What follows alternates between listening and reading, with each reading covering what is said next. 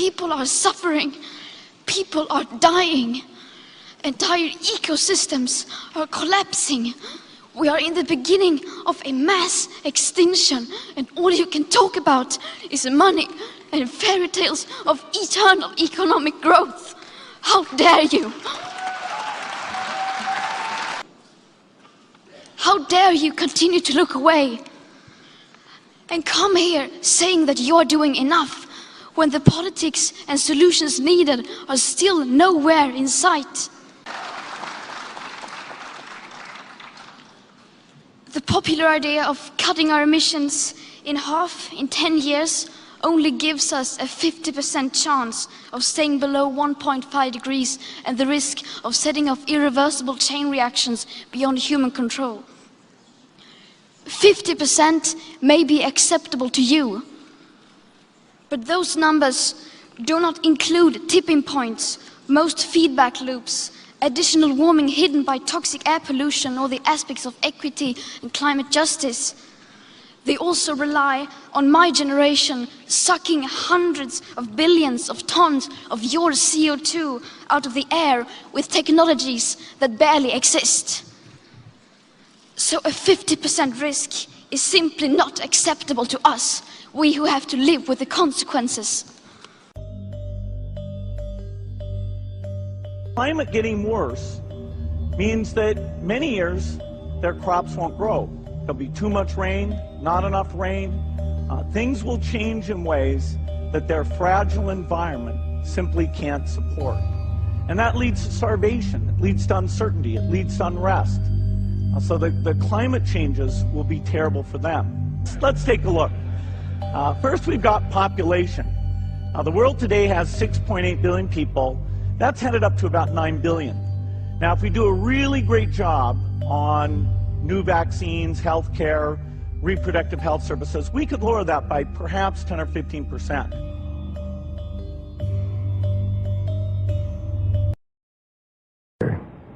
Ironically, however, the very innovations that are making possible dramatic improvements in human well-being are also creating new problems which raise the specter of an alarming and possibly catastrophic disaster to the biosphere we live in.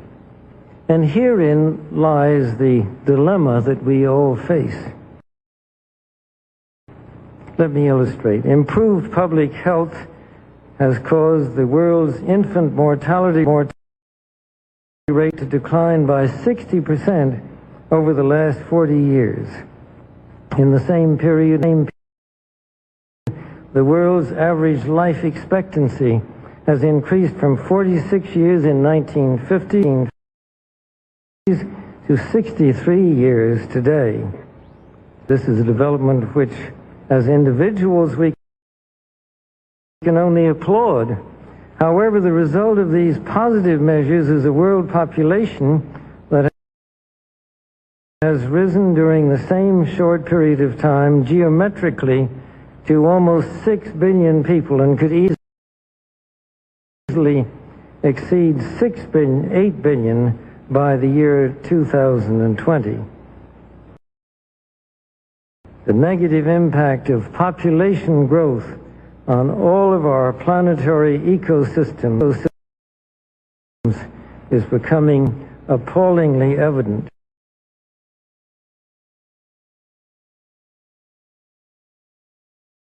The rapid growing exploitation of the world's supply of energy and water is a matter of deep concern, and the toxic byproducts of widespread industrialization have increased atmospheric pollution to dangerous levels.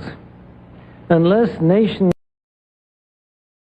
will agree to work together to tackle these cross-border challenges posed by population growth, overconsumption of resources, and environmental degradation, the prospects for a decent life on our planet will be threatened. The recent UN meeting in Cairo is appropriately focused on one of these key issues, population growth. But the controversies which have erupted at the conference illustrate the problem of coming to grips with issues that are deeply divisive and which have a profound moral dimension. The United Nations can and should play an essential role in helping the world find a satisfactory way of stabilizing world population and stimulating economic development in a manner that is sensitive to religious and moral considerations. Economic growth is, of course, an inevitable corollary of a growing population and is essential to improve standards of living. But without careful coordination, unrestrained economic growth poses further threats to our environment. This was a major subject of discussion at the conference in Rio de Janeiro on the environment.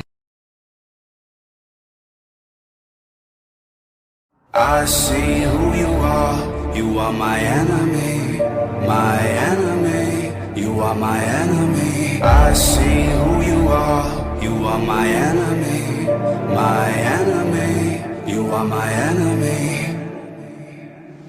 You want me dead, you want me gone, covered in evil, you turn on the saw. Hungry for power, hungry for pain, you kill a man if he gets in your way. I walk through the valley of shadows, I'm not alone, no I won't fear the hangman's at the gallows. I'm not afraid of the death in the stare, I'll never be like you, I'll never be like you.